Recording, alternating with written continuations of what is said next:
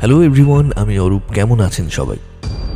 সংকেত অডিও স্টোরিতে আজ আপনারা শুনবেন একটি গ্রাম বাংলার ভূতের গল্প, নিশুতি রাতের ভয়।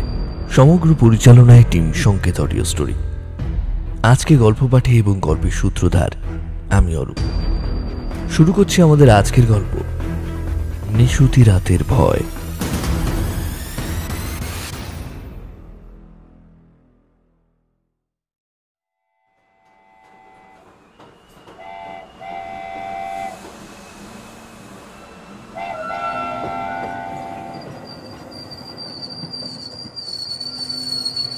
ট্রেনটা হুস হুস শব্দে থেমে গেল একটা ছোট্ট স্টেশনে। বিন্দু ধীরে ধীরে পা রাখল প্ল্যাটফর্মে। আকাশ জোড়া ধূসর মেঘ, কোথাও এক ফোঁটা আলো নেই। চারিদিকটা যেন আজ অচেনা লাগছে। কনকনে হাওয়ায় শিউরে উঠল বিন্দু। এতটা দেরি হয়ে যাবে ভাবতেই পারেনি সে। বুকের ভেতর অদ্ভুত এক অস্বস্তি জমে উঠছে ধীরে ধীরে। কিছুক্ষণের মধ্যেই ট্রেনটা বেরিয়ে গেল, আর মুহূর্তের মধ্যেই চারপাশটা যেন আরো ফাঁকা লাগতে লাগলো। প্ল্যাটফর্মটা ছোট, মাটির ইট বসানো এক চিলতে জায়গা। আশপাশে তেমন কেউ নেই। একটা পুরনো বেঞ্চে একটা বুড়ো লোক বসে কাঁথা জড়িয়ে ঘুমাচ্ছে, আর মাথার উপর ঝুলছে টিমটিমে একটা আলো, যেটা মাঝে মাঝে নিজে থেকেই নিভে যায়। দূরে স্টেশনের সাইনবোর্ডটাও আধো আলোয় ঝাপসা। ধরা যায় কিন্তু পড়া যায় না। বাতাসে একটা সোঁদা গন্ধ, যেন মাটি আর ধোঁয়ার মিশেল। বিন্দুর বুকের ভেতরটা কেমন যেন ধকধক করে উঠল। বিন্দু তাড়াতাড়ি প্ল্যাটফর্ম থেকে বেরিয়ে স্টেশনের বাইরে এসে দাঁড়ালো। বাতাস কেমন যেন ভারী হয়ে আছে। চারদিক নিস্তব্ধ। এমনকি স্টেশনের পাশের সেই চিরচেনা সাইকেল রিক্সাগুলো আজ নেই। দু একটা কুকুর ঘোরাফেরা করছে দূরে, কিন্তু মানুষের চিহ্ন কিছুই নেই বললেই চলে। এই সময় সাধারণত এক আধটা রিক্সা দাঁড়িয়ে থাকে গ্রামের লোকেদের নিয়ে যাওয়ার জন্য, কিন্তু আজ যেন পুরো স্টেশনটাই ভুতুড়ে ফাঁকা। ঘড়িটা বের করে দেখল বিন্দু। রাত 2টো বেজে গেছে। এত দেরি যে হয়ে যাবে সেটা সত্যিই সে ভাবেনি। আকাশের চেহারাটাও ভালো নয়। মেঘে ঢেকে আছে পুরো চাঁদ। বাতাস মাঝে মাঝেই গাছের পাতার ফাঁক দিয়ে শব্দ তুলে কাঁপিয়ে দিচ্ছে চারপাশ। ঝড় কিংবা বৃষ্টি উঠতে পারে যে কোনো মুহূর্তে। সুটকেসটা হাতের মুঠো শক্ত করে ধরে নিল সে, আর রাস্তার দিকে পা চালালো দৃঢ় ভঙ্গিতে। এখনো অনেকটা রাস্তা বাকি। স্টেশন থেকে তাদের বাড়ি প্রায় 3 কিলোমিটার। পথের কিছুটা পাকা, বাকিটা কাঁচা। আলো আঁধারির ভেতর দিয়ে বুকের ভেতর চাপা একটা উদ্বেগ নিয়ে হাঁটা শুরু করলো বিন্দু। বিন্দু যেন বিদ্যুৎ বেগেই এতটা পথ চলে এসেছে। প্রায় 5 বছর পর আজ বাড়ি ফিরছে বিন্দু। এই ফেরা যেমন হঠাৎ, তেমনি তাড়াহুড়োতে ভরা। মনটা কেমন অস্থির, আবার খানিকটা উত্তেজিত। এই 5 বছরে কত কিছু বদলে গেছে শহরে। মানুষজন, রাস্তাঘাট, বাড়িঘর, কিন্তু তাদের গ্রামটা যেন এখনো সেভাবেই দাঁড়িয়ে আছে। রাস্তাঘাট সব আগের মতোই, সেই পুরনো কাঁচা পথ, পাশে খালের ধারে বাঁশঝাড়, আর মাঝে মাঝে নরম কাদায় ভরা গর্ত। শুধু চোখে পড়ল দু একটা নতুন গাছ গজিয়েছে, কিছু বট আর শিমুল, যেগুলোর পাতায় এখন হাওয়ার দোলা লেগে একটা অদ্ভুত সুরে বেজে চলেছে। পথ চলতে চলতে বিন্দু হারিয়ে গেল পুরনো স্মৃতির অতলে। শনিবার কলেজে মাত্র 2 ঘন্টা ক্লাস ছিল। ছুটতে ছুটতে হঠাৎ ফিরে এলো মেস বাড়িতে। আগে থেকে ম্যাটিনি শোয়ের টিকিটও কেনা হয়েছিল বন্ধুদের সঙ্গে। সন্ধেবেলায় ছিল কলেজের প্রীতি সম্মেলন, কিন্তু কোনো কিছুতে যোগ দেওয়ার তার কপালে নেই।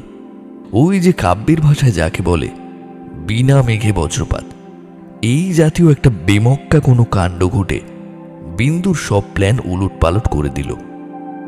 আর সত্যি কথাই তো, দেশ থেকে ওই রকম একটা টেলিগ্রাম মেলে হাত পা আপনা থেকেই পেটির মধ্যে সেঁধিয়ে যায়। বিনোদ কাকা চিঠিতে লিখেছিলেন বাবার নাকি শক্ত অসুখ, দেরি না করে এক্ষুনি যেন রওনা হই। বিনোদ ওর পাড়া সম্পর্কের এক কাকা, সত্যি একটা বাড়াবাড়ি কাণ্ড না ঘটলে বিনোদ কাকা এইভাবে টেলিগ্রাম করে বসতেন না। এই তো সেবার ওর মায়ের সাংঘাতিক বসন্ত রোগ হয়েছিল, তবুও তিনি বিন্দুকে খবর দিতে দেননি। পাড়ার ছেলেরা পালা করে দেখাশুনো করেছে। বিনোদ কাকা নিজে সবসময় খবরাখবর নিয়েছেন, ডাক্তার কাকা সময় মতো ওষুধ আনার ব্যবস্থা করেছেন, প্রয়োজন মতো রাত জেগেছেন, তবু ওর পড়ার ক্ষতি হবে বলে কিছুই জানায়নি। কলেজের ছুটি হলে বাড়ি গিয়ে মাকে দেখেই আঁতকে উঠেছিল বিন্দু।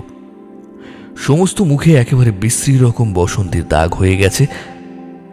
তার মায়ের অমন সুন্দর দুধে আলতা রং যেন জ্বরে কালো হয়ে গিয়েছে। এই বয়সেও বিন্দু মায়ের বুকে মুখ লুকিয়ে কান্না চেপে রাখতে পারেনি। মা ওর চুলে আঙুল চালিয়ে ঠান্ডা গলায় বলেছিলেন, ধুর পাগল, বুড়ো ছেলে বুঝি এমন করে কাঁদে? আমি যদি তোর মা না হয়ে মেয়ে হতাম তাহলে ভাবনার না হয় কারণ ছিল। এই বুড়ো বিচ্ছিরি মেয়েকে কিছুতেই বিয়ে দিতে পারতিস নে, সারা জীবন গলায় ঝুলিয়ে নিয়ে বেড়াতে হতো।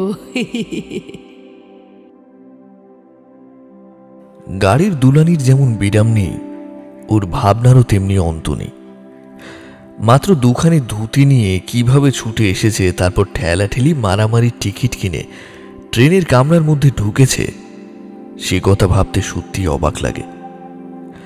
আসলে মানুষের জীবনটা বড় অদ্ভুত।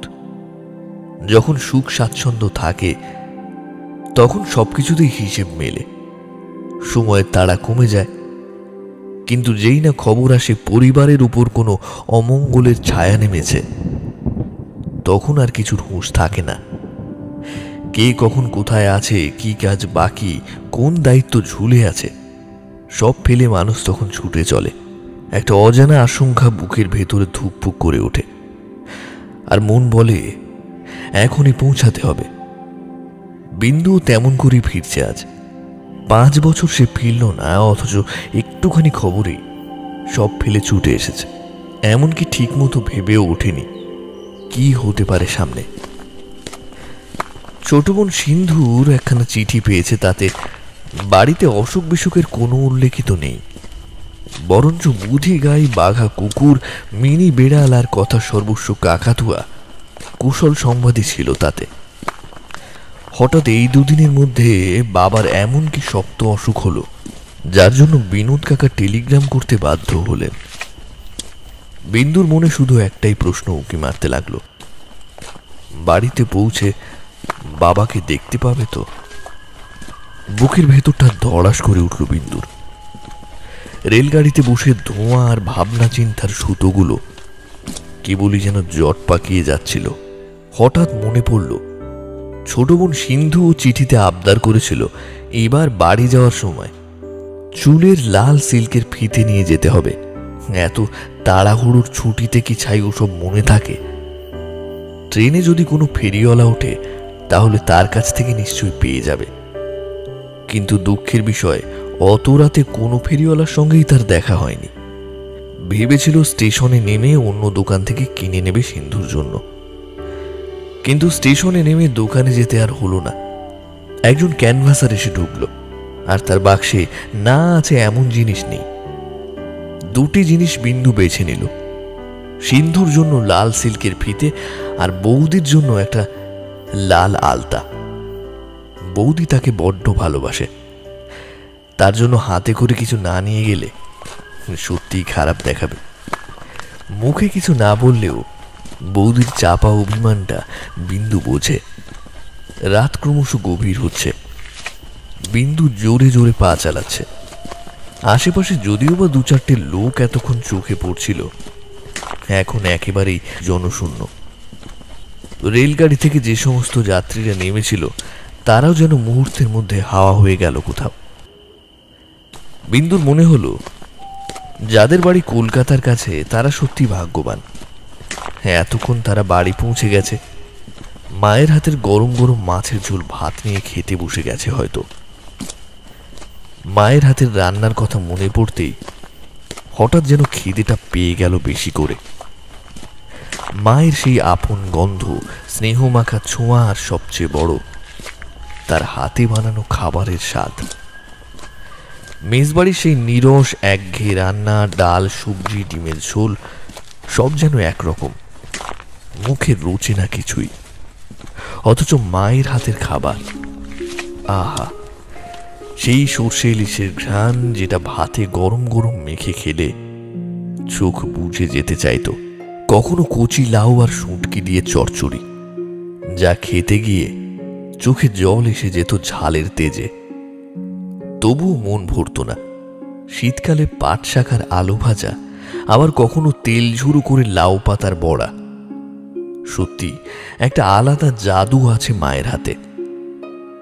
বিন্দু হঠাৎ থেমে যায়, ভাবতে ভাবতে গলা যেন ধরে আসে। এতদিন পর ফিরছে সে। যদি মা একবারও দরজার কাছে দাঁড়িয়ে থাকে একটা হাসি নিয়ে, তবে বুঝবে এত দেরি হলেও সে ঠিকই ফিরেছে নিজের ঠিকানায়। ট্রেনের সিটে হেলান দিয়ে বসে একবার যেন মনে হলো তার কানের কাছে কেউ বলছে, আমাদের দেখতে আসিস খোকা, আমরা যে তোর জন্য পথ চেয়ে বসে আছি। একবার চমকে উঠেছিল বিন্দু। ঠিক ওর মায়ের গলা না, ওকে যেন খোকা বলে ডাকলেন। তারপর নিজের মনেই একবার হেসে উঠল বিন্দু। না, এইসব তার মনের ভুল। হয়তো নিজের অজান্তেই মা বাবার কথা বেশি করে ভাবছে, ওইরকম কিছু শুনে থাকবে তাই। আকাশটা যেন গম্ভীর হয়ে উঠছে, কালচে মেঘ জমে রয়েছে মাথার উপরে। চাঁদের আলো কোথাও দেখা যায় না, একটা না একটা হাওয়া বইছে সনসন করে, যেন অনেক দূরের কোনো ঝড় নামার আভাস দিচ্ছে। চারপাশটা নিস্তব্ধ, কিন্তু সেই নিস্তব্ধতার মাঝখানে কানে ভেসে আসছে একটা ঝিঝি পোকার ডাক। অন্ধকারের বুক চিরে সেই শব্দ যেন আরো প্রকট হয়ে উঠছে, যেন কেউ নীরবতার ফাঁকে ফাঁকে একটা অজানা বার্তা পাঠাচ্ছে। বিন্দুর মনে হলো আজকে রাতটা যেন ঠিক স্বাভাবিক নয়।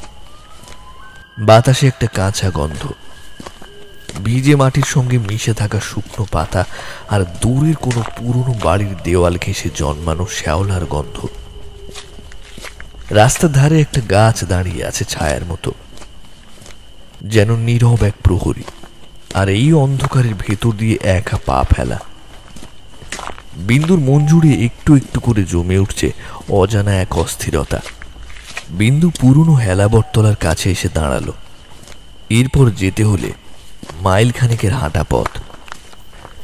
দ্বাদশীর গোল চাঁদটা মাথায়, তাড়াতাড়ি যেতে পারবে মনে করে বিন্দু মাঝামাঝি ধরে একটা পায়ে চলা পথ দিয়ে এগিয়ে চলল। এই পথটা তার চেনা, তবু আজ যেন সবকিছু অচেনা লাগছে। কাঁচা মেঠো পথটা সোজা চলে গেছে গ্রামের ভেতর দিয়ে। দুপাশে বিস্তীর্ণ ধান ক্ষেত, কাঁচা সোনালি রঙের শীষে বাতাস হালকা দোল দিয়ে চলেছে। এই ধানের গন্ধ নাকে ভেসে এলে মনটা একেবারে শান্ত করে তোলে। আবার পরক্ষণে সেই নির্জনতার মধ্যে চাপা কিছু অস্বস্তি ঢুকে পড়ে। চারপাশে একটা নিস্তব্ধতার চাদর, কেবল ঝিঝি পোকার ডাক আর একটানা দূরে কোথাও শিয়ালের হালকা ডাকে। সেই নীরবতা কেঁপে কেঁপে উঠছে মাঝে মাঝে। পথের মাঝে মাঝে দেখা যাচ্ছে কিছু গর্ত আর পিচ্ছিল কাদার ছাপ। মনে হয় আগেও এই পথে কেউ হেঁটে গেছে। এই পথটা কতবার সে হেঁটেছে ছোটবেলায়, কিন্তু আজ এত দীর্ঘ, এত নির্জন আর এত নীরব মনে হচ্ছে কেন? এই পথটা যদিও চেনা, তবু ছোটবেলা থেকেই বিন্দুর মনে একরকম অজানা ভয় কাজ করত এই দিকটা নিয়ে। গ্রামের লোকের মুখে এই পথটা নিয়ে অনেক বদনাম সে শুনেছে।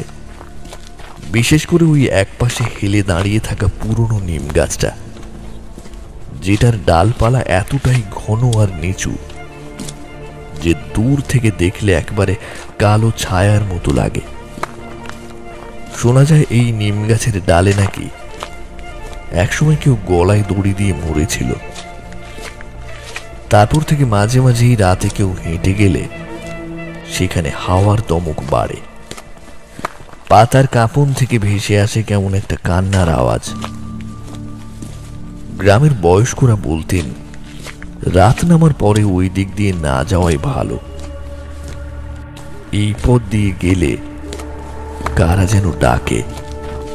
অনেকে নাকি হাট করে এই রাস্তা দিয়ে ফেরার পথে মাঝপথে নিম গাছটার নিচে এসে কিছু একটা দেখে সবকিছু ফেলে ছুটে পালিয়েছিল। বিন্দু যদিও বড় হয়ে শহরে লেখাপড়া করে, তবু এই কথাগুলো যেন এই মাঝপথে রাস্তায় দাঁড়িয়ে আজও তার মনে গুঞ্জন তোলে। পা চালাতে চালাতে সে চোখ তুলে তাকায় নিম গাছটার দিকে। এখনো দাঁড়িয়ে আছে গা ছমছমে ছায়া নিয়ে, বাতাসে পাতাগুলো দুলছে, যেন ফিসফিস করে কিছু বলছে তাকে। দ্রুত পা চালালো বিন্দু, কিন্তু কিছু দূর চলার পর তার মনে হলো কে যেন তার পেছন পেছন আসছে। তার পায়ের অস্পষ্ট আওয়াজ শোনা যাচ্ছে কিনা জোর করে বলা যায় না, কিন্তু ভালো মতোই অনুভব করা যায় যে একটা লোক তাকে অনুসরণ করে পেছনে পেছনে আসছে। পিছনে না তাকালেও বিন্দু এটুকু বুঝতে পারল যে লোকটার দৃষ্টি তার পিঠের উপর। সে থেমে দাঁড়িয়ে পেছন ফিরে তাকালো। রাস্তাটা ফাঁকা, কোথাও কেউ নেই। এক মুহূর্তে যেন নিঃশ্বাস আটকে গেল তার। মনের ভুল, নিজেকে বোঝালো বিন্দু। শহরে থাকাকালীন এত রকম কাজের চাপে ভয় নামক জিনিসটাই ভুলে গেছে সে। এখন গ্রামের নিস্তব্ধতা যেন সেই পুরনো ভয়ের গল্পগুলোকে আবার জাগিয়ে তুলছে। বিন্দু আবার হাঁটা শুরু করলো। কিছু দূর যেতেই আবার সেই একই শব্দ। একজোড়া পা ঠিক যেন তার পেছনেই চলছে। হাঁটার গতি বাড়ালে পেছনের পায়ের শব্দও যেন একটু করে বাড়ে। এবার বিন্দুর শরীর জুড়ে একটা ঠান্ডা স্রোত বয়ে যায়। সে জানে এটা তার কল্পনা নয়, কেউ বা কিছু সত্যি তার পেছন পেছন আসছে। কিন্তু যতবার সে পেছন ফিরে তাকায় ততবারই শূন্যতা, কোনো কিছুই চোখে পড়ে না। বুক ভরা একটা লম্বা শ্বাস নিল বিন্দু। মনে মনে ভাবল এত রাতে একা একা পথ চলছে বলে ওর মনে ভয়টা বাসা বেঁধেছে। ভয়কে তাড়ানোর জন্য ওষুধ জানা আছে বিন্দু। সে বিকট গলা ছেড়ে গান ধরতে চাইল। গ্রাম ছাড়াই সুকণ্ঠ বলে বিন্দুর খানিকটা সুনামও ছিল, কিন্তু আজ এ কি কাণ্ড করছে। গলাটা মাঝে মাঝে বন্ধ হয়ে আসছে। কেমন যেন মনে হচ্ছে বেশ খানিকটা সর্দি জমেছে কণ্ঠনালীর ভেতরে। কিছুতেই সেটাকে দূর করা যাচ্ছে না।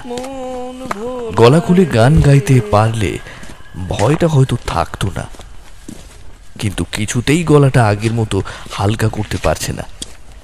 যাই হোক, থামা আর চলা, গান গাওয়া, কান পেতে কিছু শোনা, এইভাবে মাঠটাকে পেরোনো গেল। এরপর হঠাৎ বিন্দুর চোখে পড়ল সামনেই গাঙ্গুলিদের নাট মন্দির আর ধানের গোলা। ওর পাশ দিয়েই গ্রামে ঢুকতে হবে। সেখান থেকে ওদের বাড়ি বেশি দূরের পথ নয়।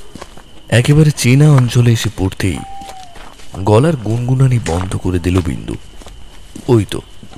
ওই তো বাড়ি দেখা যাচ্ছে। বাড়ির সামনে সদর দরজার উপরে সেই প্রকাণ্ড তেঁতুল গাছটা। কিন্তু কেমন যেন গরম পড়েছে আজ। গাছের পাতা অবধি নড়ছে না। বাড়িটা দেখতে পেয়ে তাড়াতাড়ি এগিয়ে যায় বিন্দু। কিন্তু হঠাৎ কিছু একটা দেখে থমকে দাঁড়িয়ে পড়ল। বিন্দুর চোখ পড়ল বাড়ির সামনের পুরনো তেঁতুল গাছটার দিকে। সেই গাছটা যেটার নিচে বসে বসে একসময় সে খেলতো, গল্প পড়তো, বৃষ্টির দিনে দাঁড়িয়ে থাকতো।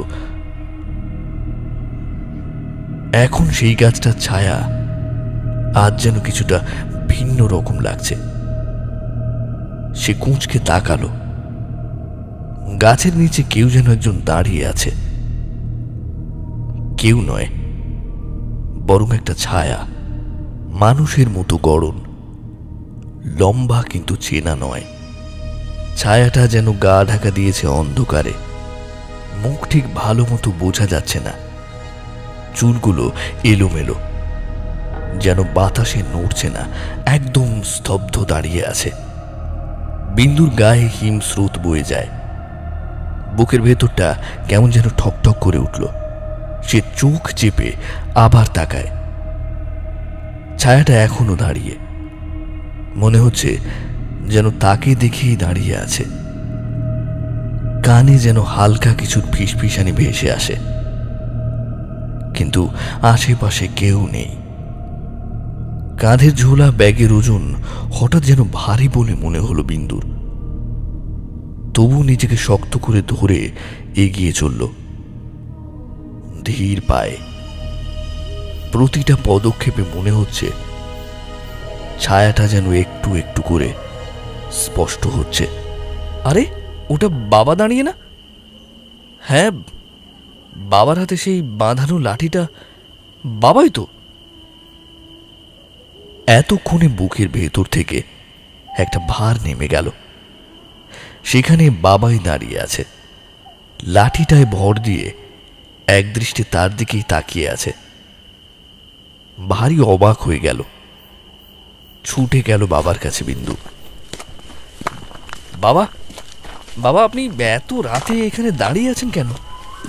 আপনার অসুখের টেলিগ্রাম পেয়েই তো আমি ছুটতে ছুটতে আসছি।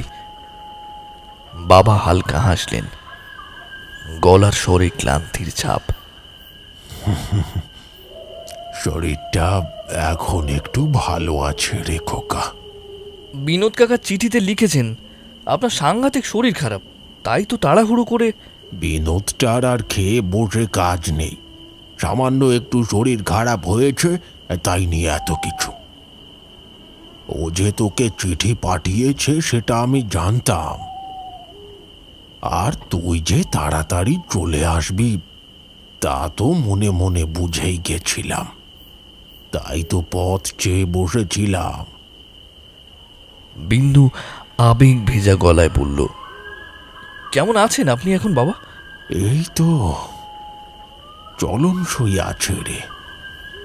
এই বুড়ো শরীর কখন কি হয় বলা যায় না, তবে তোকে দেখে ভালো লাগছে। তাড়াতাড়ি চল খোকা, চল চল ঘরে চল। মা তো সেই সকাল থেকে বলেই চলেছে যে খোকা নিশ্চয়ই আজ আসছে, তোকে দেখবে বলে হাঁ করে বসে আছে। বাড়ি তিষ্ঠতে দিচ্ছে না, তাই তো এখানে দাঁড়িয়ে আছি।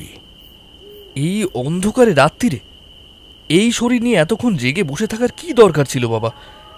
একটু অসুবিধা হলে কি হয়ে যেত এমন? আপনি তো জানেন এখন আপনার শরীর ঠিক আগের মতো নেই। বাবা হালকা হেসে চোখ নামিয়ে বললেন,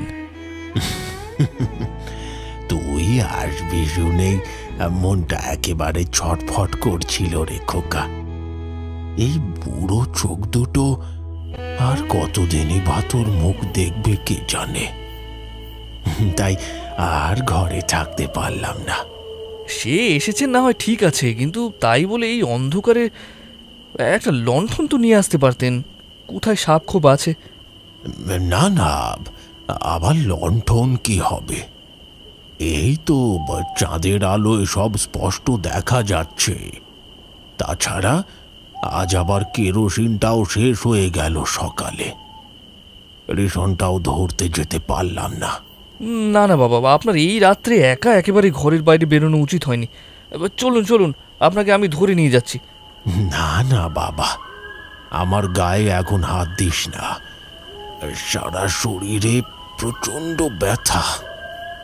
কেউ আঙুল ঠেকালে মনে হচ্ছে হাড়গুলো যেন কনকন করে উঠবে। তুই চল, তোর মা ভারী ব্যস্ত হয়ে আছে। আমি আমার লাঠিটা নিয়ে ঠক ঠক করতে করতে দিব্যি যেতে পারবো।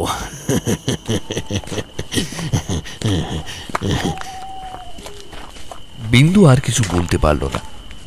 রাগটা মিলিয়ে গিয়ে এক অদ্ভুত কৃতজ্ঞতা আর মমতায় পরিণত হলো। বাবার পাশে পাশে সেও ধীরে ধীরে এগোতে লাগলো বাড়ির দিকে। শহরের কোলাহল আর কর্মব্যস্ত জীবনের মাঝে এমন সরল অমলিন মুহূর্ত যেন হারিয়েই গিয়েছিল। এখন আবার ফিরে পেল নিজেকে। বাড়ি, মা বাবা, বোন, বৌদি, সেই পুরনো উঠোন, সেই তেঁতুলতলা। মাকে দেখার জন্য বিন্দুর চোখ দুটো বাড়ির ভেতরে ছুটে চলে গেল। যাক, অসুখের কথাটা শুনে ভাবনার অন্ত ছিল না। তার সঙ্গে আগেই দেখা হয়ে গেল। মা ঘরেই অপেক্ষা করছিল দাওয়াতে বসে। বললেন, খোকা এলি বুঝি? রাস্তায় কোনো কষ্ট হয়নি তো? না মা, কষ্ট আর কি, টেলিগ্রাম পেয়ে তাড়াতাড়ি ছুটি নিয়ে আসতে হলো। শোনো মা, তোমার শাড়িটা কিন্তু আমি আনতে পারিনি গো। তাতে কি হয়েছে? এখন আর আমার শাড়ির দরকার নেই। আমার গয়নাগুলো একটা ন্যাকড়ায় পুটুলিতে বেঁধে চালের জালার মধ্যে গুজে রেখে দিয়েছি। কলকাতায় যাওয়ার সময় নিয়ে যা, আর বৌমা এলে তার হাতে দিস। বিন্দু একটু বিরক্তই হলো। জামা কাপড় ছেড়ে হাত পা ধুতে ধুতে মুখ তুলে বলল, কি আজে বাজে কথা বলছো মা? তোমার গয়না আমি কলকাতায় নিয়ে যাব কেন? আজে বাজে কথা না বলে খেতে দাও দেখি, ভয়ানক খিদে পেয়েছে। ঘরে কি কিছু আছে? চিড়িমুড়ি, নারকেল নাড়ু? মা খুশি হয়ে বললেন, তাড়াতাড়ি হাত পা ধুয়ে নে। তুই আসবি আন্দাজ করেই অনেক কিছু রেঁধে রেখেছি, তোর পছন্দের সব। বিন্দুর খিদেটা যেন আবার চাগার দিয়ে উঠল। মেসবাড়ির একঘেয়ে খাবারের পর এই গন্ধ, এই ডাক, এই ছায়াময় রান্নাঘরের আলো সবই যেন স্বর্গসুখ। মাথা নিচু করে বলল, আসি মা, হাত মুখ ধুয়ে আসি, তুমি খাবার বাড়ো। মা গলা উঁচু করে বৌদির উদ্দেশ্যে বললেন, বৌমা, এই দাওয়াতেই বিন্দুর একটা চাটাই পেতে দাও দেখি। কেন মা, ঘরের ভেতরে গিয়েই খাই। বৌদি আর সিন্ধু মুখ পুড়ি গেল কোথায়? আলো জ্বালাতে বলো না ওদের। ভালো করে তো তোমাদের মুখও দেখতে পাচ্ছি না। আর বলিস না বাবা, ঘরে একটুও কেরোসিন নেই। ওদের যেমন সংসারের ছিঁড়ি, আগে থেকে কিছুই বলে না। আজকের মতো এই দাওয়াতে বসে খেয়ে নাও, চাঁদের আলো আছে, অসুবিধা হবে না। এই যে ঠাকুরপো, বৌদির কথা এতদিনে মনে পড়লো বুঝি? বিন্দু হঠাৎ তাকিয়ে দেখল বৌদি সামনে দাঁড়িয়ে, নানা রকম তরিতরকারি, ডাল ভাত সব আসনের কাছে সাজানো। বাহ বাহ বৌদি, এত খাবার বানালে কখন? এ তো বিরাট ব্যাপার। আহা বৌদি, আধা ঘুমটা টেনে কলা বৌদির মতো দাঁড়িয়ে আছো কেন? আরে বসো বসো, কতদিন তোমার সাথে জমিয়ে গল্প করা হয় না। তারপর সুটকেস থেকে বৌদির প্রিয় তরল আলতাটা বার করে বিন্দু বলল, বৌদি, এই তোমার তরল আলতা। কি পছন্দ হলো? ওই দাওয়ার ওপরে রাখো ঠাকুরপো, আমি পরে তুলে নেবক্ষণ। নে নে, অনেক হয়েছে, আর দেরি করিস না, এবার খেতে বস দেখিনি। বিন্দুর সত্যি খুব খিদে পেয়েছিল। আর বিরক্ত না করে আসনের উপরে গিয়ে বসল। তারপর অবাক হয়ে বলল, এ তুমি কি করেছো মা? যা যা খেতে ভালোবাসি সব রান্না করে বসে আছো। বাড়িতে এমন অসুখ বিসুখ চলছে, তোমার নিজের শরীরটাও তেমন ভালো দেখছি না, তার মধ্যে এত রান্না কখন? আর বৌদি, তোমারও বলিহারি, কি দরকার মাকে এসব করতে দেওয়া? না তুই কথা বলবি না খাবি? আমি কিন্তু আর বেশিক্ষণ বসে থাকতে পারবো না। কোমরটা মাঝে মাঝেই টনটন করছে। কেন মা, তোমার শরীর খারাপ লাগছে বুঝি? তাহলে তুমি আর রাত জেগো না, শুয়ে পড়ো, কাল সকালে না হয় কথা হবে। এমন সময় খক খক করে পেছন থেকে বাবার কাশির শব্দ শোনা গেল। বিন্দু তাকে দেখলেও বাবাও দাওয়ার উপরে এসে বসলেন। বিন্দু বলল, আপনি আর রাত জাগবেন না বাবা, শুয়ে পড়ুন। রাত জাগলে অসুখটা আবার বেড়ে যাবে। না না, তোর সঙ্গে কিছু জরুরি কথা আছে খোকা। বেশ একটু কষ্ট করে হাঁপাতে হাঁপাতে উত্তর দিলেন বাবা। কথা বলতে বাবার বেশ কষ্ট হচ্ছে, সেটা স্পষ্ট বুঝল বিন্দু। কথা তো আর পালিয়ে যাচ্ছে না বাবা, কাল সকালে ধীরে সুস্থে বললে হতো না। বাবা বিন্দুর কোনো অনুরোধে শুনলেন না। চুপচাপ দাওয়ার উপরে বসে কেবলই মাথা নাড়তে লাগলেন। বিন্দু বুঝল তার খাওয়া শেষ হওয়া না পর্যন্ত কেউ নড়বে না, তাই তাড়াতাড়ি ভাত ভেঙে খেতে শুরু করলো। সত্যি তুমি যে কি কাণ্ড করো না মা, আমি যা যা খেতে ভালোবাসি সব জুটিয়েছো একসঙ্গে। ছাড়ি কুমড়োর তরকারি, এঁচোড়ের ডালনা, এটা কি আমাদের পুকুরের মাছ? আর এই যে ঘরে পাতা দই বুঝি, গন্ধ শুকেই বুঝতে পারছি এ তোমার হাতের তৈরি পায়েস। আহ, তুমি কি শেষ খাওয়া খাওয়াচ্ছ নাকি মা আমাকে? হ্যাঁ, 60 ও কথা বলতে নেই বাবা। ওদিকে বাবা যেন অধৈর্য হয়ে উঠলেন। তিনি বললেন, তুই কি আমার কথাগুলো একটু মন দিয়ে শুনবি খোকা? শোন, ও পাড়ার শেখদার বাড়ির তৈলক্য দিন 15 আগে 5 টাকা ধার নিয়েছে। কোনো লেখাপড়া নেই। ওর বাবার শ্রাদ্ধের জন্য হঠাৎ টাকা আটকে গেছিল, সিন্দুক থেকে টাকাটা বার করে দিলাম। খেয়াল রাখিস, ভুলে যাস না যেন। ওসব টাকা করিয়ে আপনি খেয়াল রাখুন বাবা। আমি কোনোদিন এসব খেয়াল রেখেছি না? আমাকে এটা কখনো আপনি রাখতে দিয়েছেন বলুন তো, যে এখন খেয়াল রাখতে যাব? না রে, অমন করে কথাটা উড়িয়ে দিস নে। পরে বুঝতে পারবি, সব বুঝতে পারবি। ওই দেখো, তোমার আদরের বোন এসে হাজির।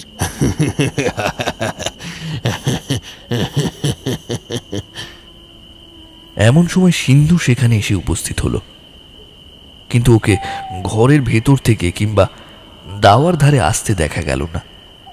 একেবারে যেন মাটি ফুঁড়ে হাজির হলো। সব যেন আজ অদ্ভুত লাগছে বিন্দুর কাছে। মা বাবার কথা, বৌদির ব্যবহার, সিন্ধুর এই কাণ্ড, এই কটা দিনে এমন কি হলো যে সবাই এমন বদলে গেল? সিন্ধু, আমাদের বাগানে যে গন্ধরাজ লেবু আছে, একটা লেবু তুলে নিয়ে আয় তো, ডাল দিয়ে খাই। কথা বলা শেষ হওয়ার সঙ্গে সঙ্গে সিন্ধু হাতের মুঠোর ভেতর থেকে 2 টুকরো লেবু বার করে ওর পাতে ফেলে দিল। তারপর বিন্দুর দিকে তাকিয়ে বলল, দাদা, আমার সেই লাল সিল্কের ফিতে আনুনি বুঝি, যেটা তোমাকে আমি আনতে বলেছিলাম? তুমি কিন্তু আগের বার ভুলে গেছিলে। আরে ধুর, এনেছি রে মুখ পুরি। এই নে, এই নে। বাঁ হাত দিয়ে পকেটের ভেতর থেকে সিল্কের ফিতেটা বার করে সিন্ধুর হাতে দিতে গেল, কিন্তু প্রবল আগ্রহে দাদার হাত থেকে সেটা ছিনিয়ে নিল না, বরং তার পরিবর্তে সে বলল, দাওয়ার উপরে রাখো দাদা, আমি একটু পরে নিয়ে নিচ্ছি। বিন্দু তাকিয়ে দেখল সিন্ধু আর সেখানে নেই। ওকে কোনো প্রশ্ন করার ফুরসত না দিয়ে হঠাৎ মা বলে উঠলেন, গায়ের লোক অনেকেই অনেক পরামর্শ দেবে তোকে, কারোর কথা শুনিসনি। খুব অল্প খরচে কাজ সেরে ভবিষ্যৎ ভেবে সব সময় চলতে হবে তোকে খোকা। বিন্দু খেতে খেতে মুখ তুলে তাকালো, তারপর বলল, কি সব বলছো মা? আমি ভবিষ্যৎ ভেবে চলবো তো তোমরা মাথার উপরে রয়েছো কেন? বাবা একটা দীর্ঘ নিঃশ্বাস ছেড়ে বললেন, শরীরের তো এই অবস্থা, কদিন আছি কদিন নেই। সেই জন্য তো কয়েকটা কথা বলে যেতে চাই সময় থাকতে থাকতে। ওই যে নন্দীরা রয়েছে আমাদের আমবাগানের পশ্চিমে, ওদের ইচ্ছে আমাদের আমবাগানটাকে হাত করে অনেক লোভ দেখাবে তোকে। কিছুতেই রাজি হোস নে খোকা। ওই বাগান তো ঠাকুরদার নিজের হাতে তৈরি করে গেছে।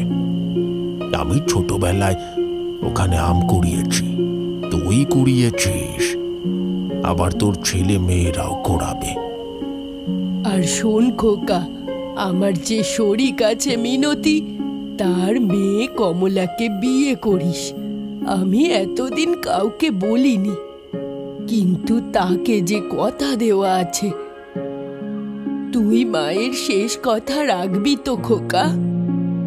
খুব বেশি সময় তো আর হাতে নেই বাবা, সবচাইতে দরকারি কথা সেটাই আগে বলে দি। আমাদের যে তুলসী মঞ্চ, তার তলায় 2টি পেতলের ঘড়া আছে, একেবারে মোহরে ভর্তি। বংশ পরস্পরা আমাদের সম্পত্তি কমপক্ষে তো কেউ জানে না, তোকে আজ বলে গেলাম। বাবা মায়ের কাছে এই ধরনের বৈষয়িক কথা বিন্দু এর আগে কখনো শোনেনি, তাই একটু হকচকিয়ে থমকে গেল। কিন্তু ঘরের আশেপাশে কিরকম ছমছমে ভাব মনে হচ্ছে আজ। আরো যেন অনেকে আছে, তারা যেন সব ফিসফিস করে কথা বলছে। একটা কালো বাদুড় মনে হলো মাথার উপর দিয়ে হঠাৎ উড়ে গেল। গোয়াল ঘরের পেছনে একটা বিড়াল ডেকে উঠল।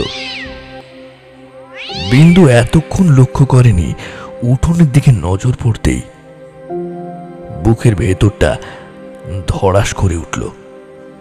উঠোনের উপাসটায় এত নোংরা জমে আছে কেন? কতগুলো দড়ি, ময়লা, ন্যাকড়া, কলা গাছ, শূন্য ভাঁড়, এমনকি কতগুলো কড়িও ছড়ানো ছেটানো আছে। খাওয়া বন্ধ হয়ে গেল বিন্দুর। হাতটা গ্লাসের জলে ধুয়ে ধীরে ধীরে বলল, মা, বাবা, কি ব্যাপার? আমাকে খুলে বলো তো। তোমরা আমার সঙ্গে তোমরা এইভাবে কথা বলছো কেন? আমি তো কিছুই বুঝতে পারছি না। তোমরা আমার থেকে এত ফাঁকা ফাঁকা কেন রয়েছো? যেন মনে হচ্ছে সবটাই হেয়ালি। সত্যি করে বলো আমাকে। এই বলে সে পকেট থেকে একটা টর্চ বার করে জ্বালাতেই চারদিক থেকে একটা বিকট হাসির শব্দ ভেসে এলো। তাকিয়ে দেখলো, কোথায় মা, কোথায় বাবা?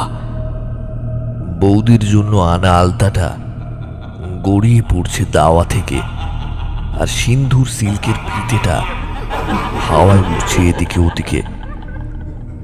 চারপাশ থেকে ভেসে আসছে বিকট কিছু হাসির শব্দ। সেই বুক ফাটা হাসির শব্দ তখন বিন্দুর বুকের ভেতরটা কাঁপিয়ে দিল।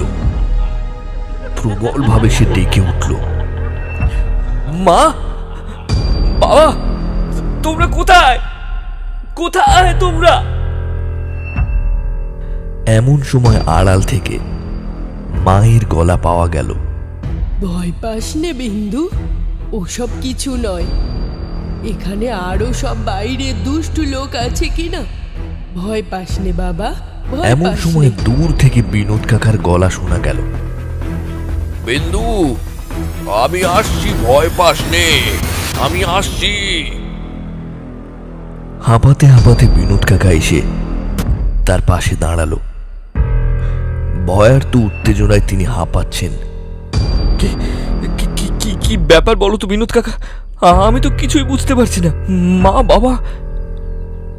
ওকে থামিয়ে দিয়ে বিনোদ কাকা অদ্ভুত কণ্ঠে বলে উঠল, আমারই ভুল হয়েছে, আমার স্টেশনে যাওয়া উচিত ছিল। এইবার বিন্দু তার কাকার ডান হাতটা জড়িয়ে ধরে বুক ফাটা চিৎকার করে শুধলো, কাকা, কাকা, কি হয়েছে? আমাকে খুলে বলো, কি হয়েছে কাকা?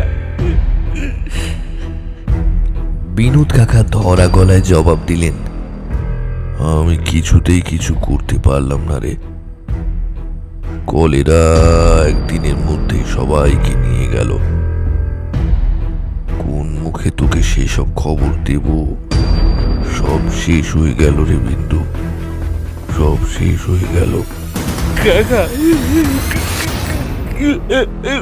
কি বলছো তুমি?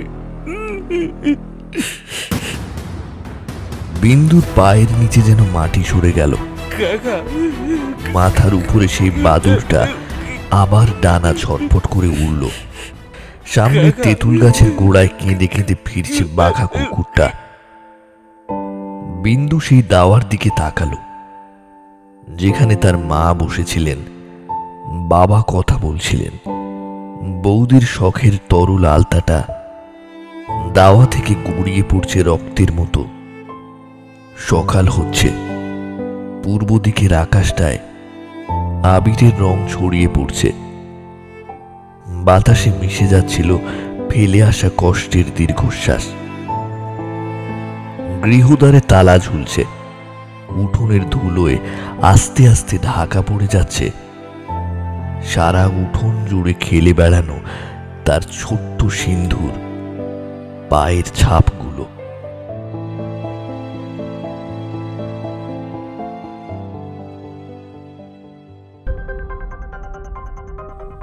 নমস্কার, সংকেত অডিও স্টোরিতে এতক্ষণ শুনছিলেন স্বপন বুড়ো বা অখিল নিয়োগীর কলমে নিশুতি রাতের ভয়। গল্পটি কেমন লাগলো অবশ্যই আমাদের জানাতে ভুলবেন না। আর আপনি যদি আমাদের চ্যানেলে আজ নতুন হয়ে থাকেন তাহলে অবশ্যই সাবস্ক্রাইব করতে ভুলবেন না আমাদের চ্যানেল সংকেত অডিও স্টোরি। এরপর অন্য একদিন অন্য এক সময় আমরা অন্য একটি গল্প এনে হাজির হব। ততক্ষণ পর্যন্ত সকলকে জানাই অসংখ্য অসংখ্য ধন্যবাদ।